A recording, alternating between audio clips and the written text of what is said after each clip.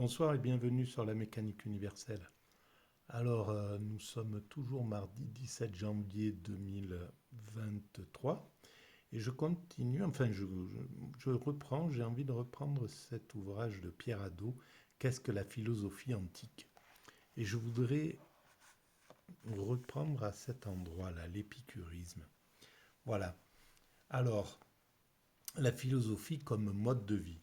Donc, je vous rappelle que c'est en lien avec le site, le site mécaniqueuniverselle.net sur lequel j'essaie de développer l'idée selon laquelle l'humanité est destinée à atteindre son ultime perfection. Voilà, la sagesse, en somme. Voilà. Donc, et la paix, évidemment, la paix universelle, tout ce qui va avec la sagesse, l'état de sagesse. Donc, je vous renvoie à la lecture de ce site ou aux vidéos précédentes. J'essaie de vous rappeler aussi que qu'il est important de s'abonner à la chaîne si vous estimez que ça vous intéresse. Voilà, et puis mettre un petit avis, ça fait avancer aussi les choses. Voilà, l'épicurisme. Épicure, alors je lis et je découvre et je digresse. Voilà, je commente si je trouve des choses à dire.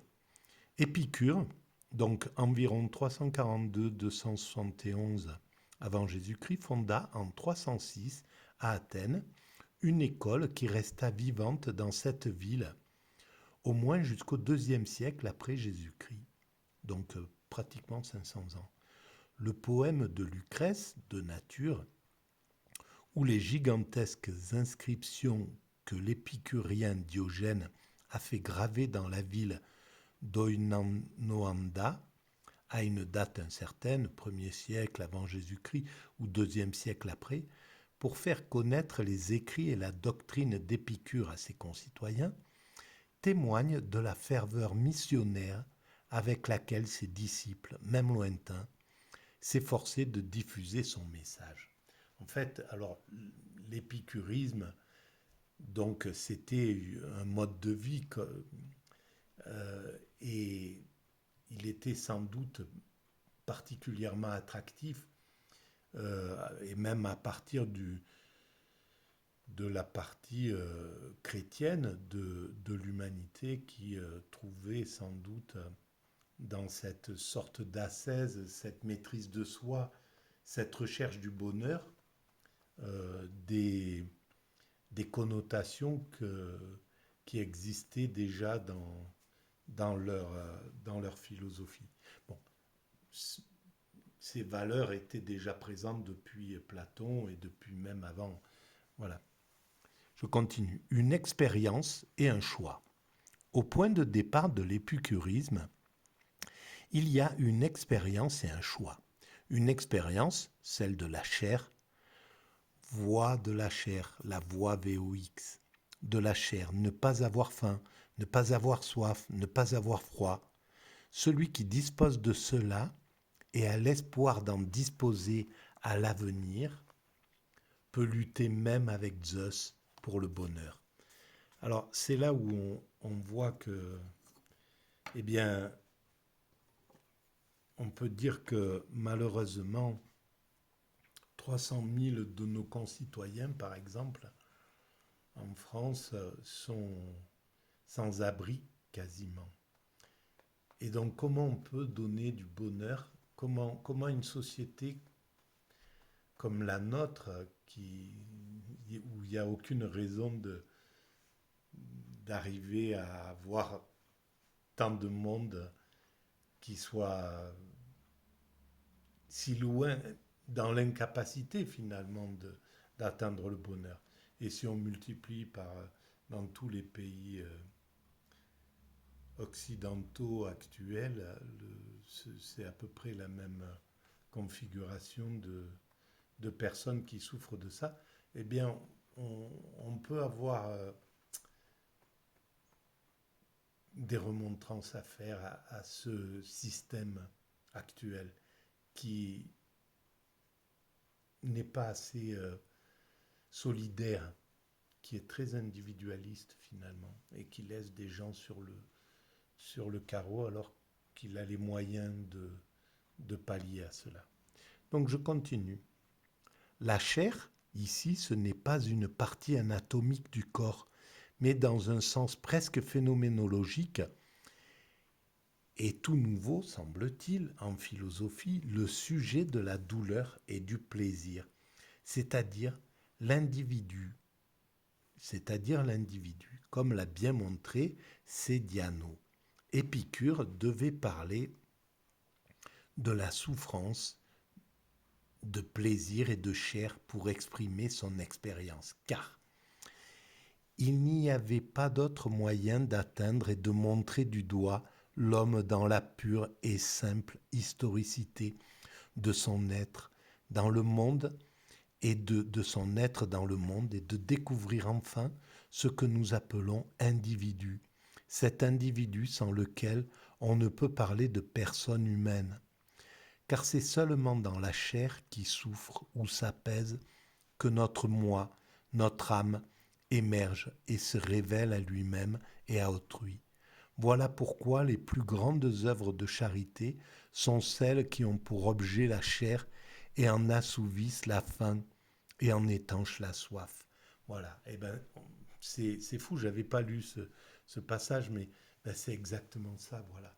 Pourquoi on manque de charité, quoi? Pourquoi ce monde manque tant de charité? Pourquoi il laisse des chairs souffrir alors que il n'y a aucune raison, quoi. Pardon. Il y a assez de la maladie, des souffrances comme ça pour qui sont imparables en somme. Pardon, les accidents qui sont les choses imparables qui font souffrir la chair, qui seraient tolérables dans un monde comme le nôtre. Mais laisser souffrir dans la chair quelqu'un qu'on peut soigner, qu'on peut empêcher de souffrir, c'est un manque de charité, mais inouï, et pour un monde qui se dit chrétien en plus. La chair n'est d'ailleurs pas séparée de l'âme, s'il est vrai qu'il n'y a pas de plaisir ou de souffrance sans que l'on en ait conscience et que l'état de la conscience se répercute à son tour dans la chair. Une expérience donc, mais aussi un choix. Ce qui.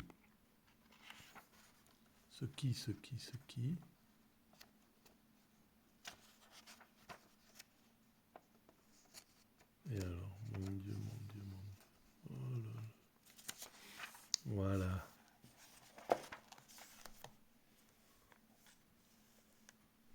Ce qui compte avant tout, c'est de délivrer la chair de sa souffrance, donc lui permettre d'atteindre le plaisir.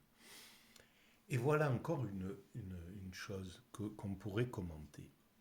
Ce monde qui se dit épicurien, finalement, l'Occident, c'est ça qui est vraiment incroyable. Je pense que le modèle de vie, c'était pas quelque chose qui était voulu, hein. Ça partait d'un bon sentiment, mais on a fait vraiment souffrir la chair en Occident, soit par profusion de nourriture, profusion de, de, de médicaments, profusion de stress, profusion, etc., etc. Ce monde qui dit en fait, qui propose d'être bien dans sa chair, de pouvoir avoir des sensations, ces sensations de bonheur qu'on a quand tout va bien, quand le corps fonctionne bien, qu'on est, eh bien, par le modèle qu'il diffuse, sans le vouloir, maltraite complètement les êtres humains. Et ça, il n'y a pas de réflexion sur ces choses-là. C'est quand même assez curieux parce que euh, on, on voit qu'on a passé ces 30 ans-là, ces 30 dernières années, la tête baissée, à avancer sans réfléchir. C'est-à-dire, on s'est retrouvé sans aucune capacité de comprendre ce qui nous arrivait. Pourquoi on était entraîné dans cette agitation, enfin tout ce qui nous empêche de jubiler de la chair, nous empêche de ressentir le bonheur en somme. Pourquoi on a laissé ce modèle s'imposer, c'est-à-dire le néolibéralisme, c'est-à-dire la toute-puissance du marché. Comment avons-nous laissé cela se produire? Voilà, un monde qui sortait des années hippies où le corps était...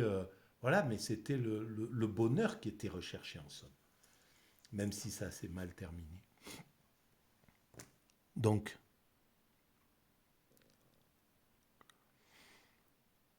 pour Épicure, le choix socratique et platonicien en faveur de l'amour du bien est une illusion.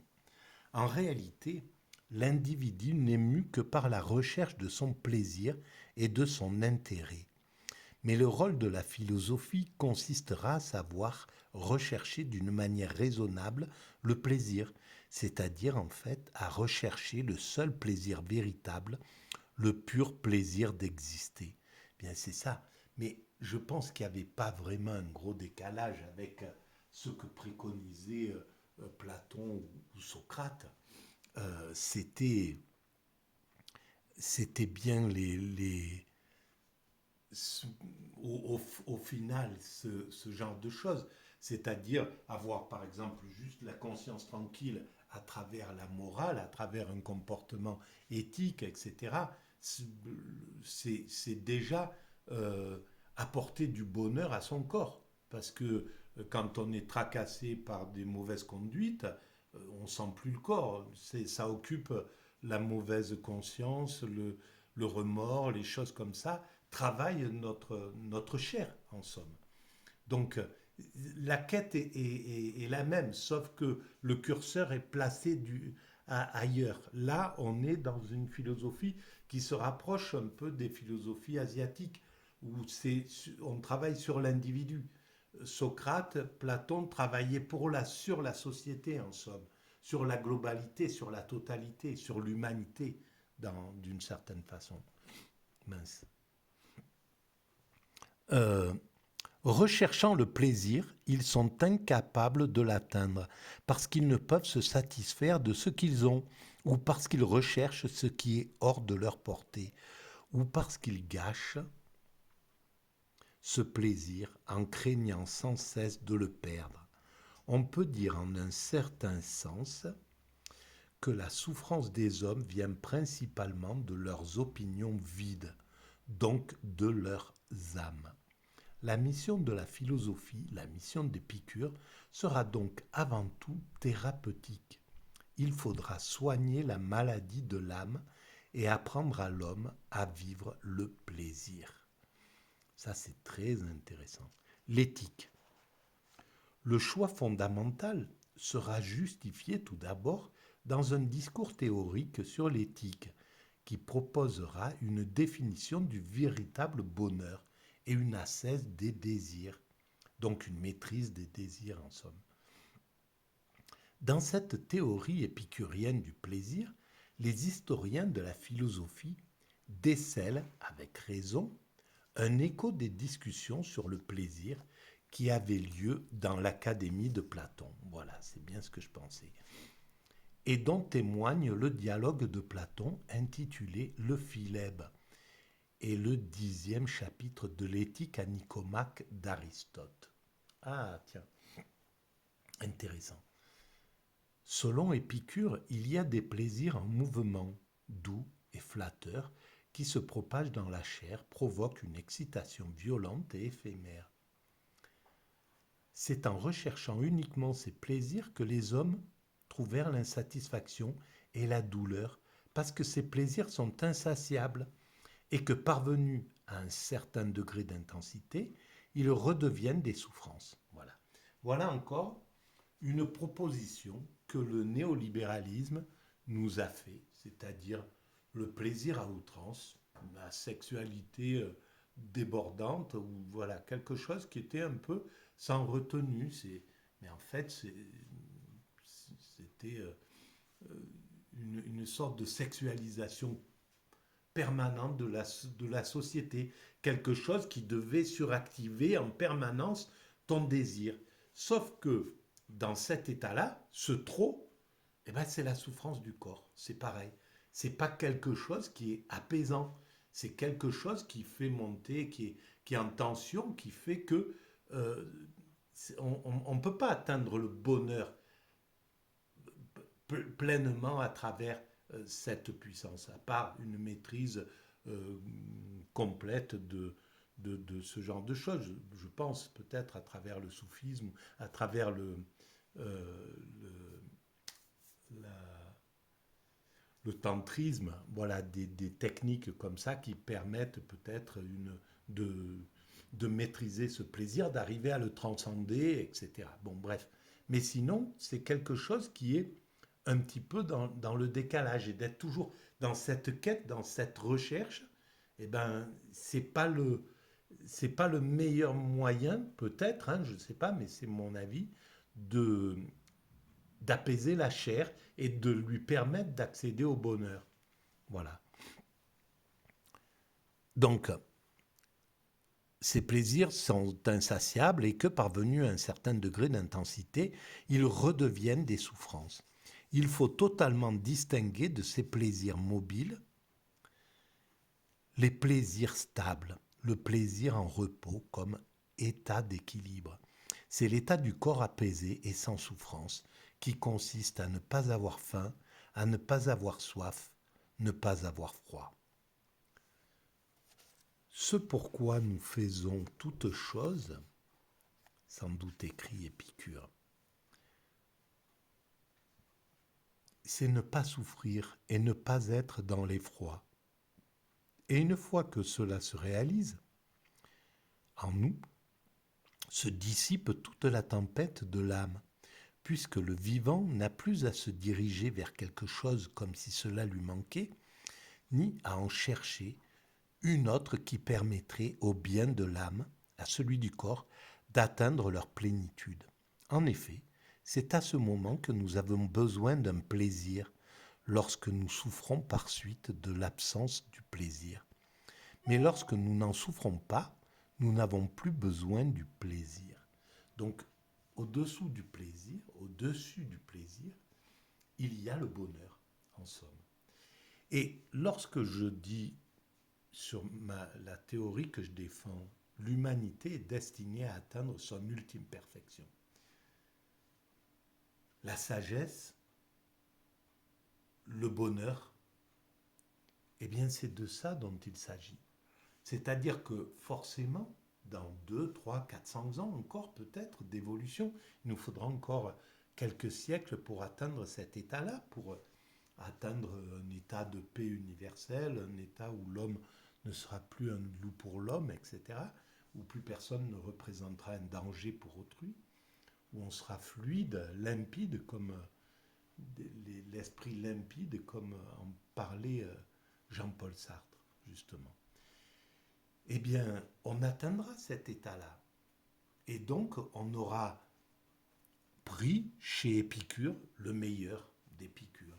On aura pris chez Platon le meilleur de Platon. On aura pris chez Spinoza le meilleur de Spinoza, etc. On aura pris le meilleur du libéralisme. On aura pris le meilleur du capitalisme. Et on laissera le mauvais, ce qui abîme l'homme. Ça sera peut-être ça, là, justement, la façon de pouvoir distinguer ce qui est bon, ce qui n'est pas bon, ce qu'on prend, ce qu'on laisse. Ce qu'on prend dans un système, par exemple le système communiste, on prend le meilleur pour l'homme, donc c'est ce qui apporte du bonheur, et tout ce qui fait souffrir, c'est-à-dire le manque de liberté, l'oppression, etc. Tout ce qui peut faire souffrir, c'est écarté. Par contre, la fraternité, l'idée d'égalité, etc., tout ça, on le garde. pareil pour le libéralisme, on prend le meilleur, la liberté, on prend le goût de faire les choses comme on les entend, etc. Et on écarte l'égoïsme, on écarte l'esprit de compétition violent, etc., etc. Voilà. Et pareil pour toutes les grandes philosophies. Dans cette perspective, le plaisir comme suppression de la souffrance est un bien absolu, c'est-à-dire qui ne peut croître, auquel ne peut s'ajouter un nouveau plaisir. Alors, un plaisir, un bonheur, auquel qui ne peut croître, qui ne peut atteindre notre bonheur, qui ne peut atteindre un palier supplémentaire, c'est l'extase. Voilà. C'est le système de l'extase. Pour avoir fait cette expérience extatique, dans cet état-là, on est dans un état d'amour absolu, de sensation, le maximum. Il n'y a pas plus haut que cette sensation, donc on ne peut pas rêver d'autre chose. On est au sommet. Et au sommet, c'est pas, il y a pas de, il y a plus de quête quoi. On est juste là à jubiler, à ressentir, et c'est tout. On est dans la contemplation de cette sensation de tout à l'extérieur, mais la jubilation absolue du corps. Parce que c'est à travers le corps que se fait l'extase. L'extase, c'est vraiment, c'est pas que l'esprit, c'est vraiment, et même l'esprit est vide à ce moment-là. Donc c'est vraiment à travers le corps qu'on ressent toute cette jubilation, cette jouissance. Et on ne peut pas aller au-delà. C'est quelque chose qui est... Et donc, quand Épicure parle du bonheur, ce bonheur, le bonheur, le souverain bien, quand Épicure, quand Platon, quand Aristote parle du bonheur, de ce bonheur selon les Grecs, là, ce bonheur absolu, le souverain bien, il parle de l'extase. C'est ça le truc. Quand Spinoza parle de la béatitude, de ce moment le plus haut dans la dernière partie de l'éthique, c'est de l'extase dont il parle. Voilà. Et quand l'époché, c'est l'extase. C'est vraiment, on fait pas assez, on, on, est, on est perdu à travers tous ces termes, ces choses. Mais l'extase, c'est la jouissance du corps absolu et le bonheur absolu. Il n'y a pas quelque chose qui est au-dessus. Voilà, c'est le corps jubile en permanence, c'est une jouissance totale et il n'y a pas au-delà. Donc je continue. Susceptible d'une clarté plus vive. Ce plaisir stable est d'une autre nature que les plaisirs mobiles. Il s'oppose à eux comme l'être au devenir, comme le déterminé à l'indéterminé et à l'infini, comme le repos au mouvement, comme ce qui est hors du temps à ce qui est temporel. Et l'extase nous sort du temps parce qu'elle nous plonge dans l'intemporel, elle nous plonge dans l'immédiat absolu. On est en contemplation totale. Donc l'esprit ne va plus ni devant ni derrière. Donc le temps, c'est devant et c'est derrière. C'est ça le temps. Quand on est dans l'immédiat absolu, on n'est plus dans le temps. Même si on reste tout le temps dans le présent absolu, donc on défile dans ce qui est le temps. Mais l'esprit n'a plus du tout de référence avec le temps. Il ne s'intéresse plus au temps, il est dans la contemplation totale. Donc l'extase dépasse le temps. Voilà. Et ça, c'est quand même quelque chose de très important parce que avant le temps, l'espace et le temps, c'est une création qui arrive en même temps que l'univers apparemment. Avant l'univers, avant que l'univers ne se mette en route, ne se mette en... Il n'y avait pas cette dimension. Et donc ce qui était sans cette dimension du temps et de l'espace, c'est le divin, ce qui a créé l'univers. Et donc quand on est en état d'extase et qu'on sort de l'expérience du temps et même de l'espace, au fond, on est dans une autre dimension, eh bien on rejoint cette dimension, la dimension du divin, qui est hors de l'espace et du temps. Et c'est pourquoi, dans l'état d'extase, les extatiques, les sages, les soufis, les sages bouddhistes, etc., disent qu'ils sont similaires à Dieu, similaires au divin en somme, qu'ils ont fusionné avec cet état-là. Et ben, c'est pas pour rien. C'est vraiment explicable, quoi. Voilà. Eh bien, je vais arrêter là pour cette partie, puis on va reprendre, on en fera une autre. Merci de votre écoute. N'hésitez pas à vous incruster sur la chaîne et puis à écrire si vous avez envie. À bientôt.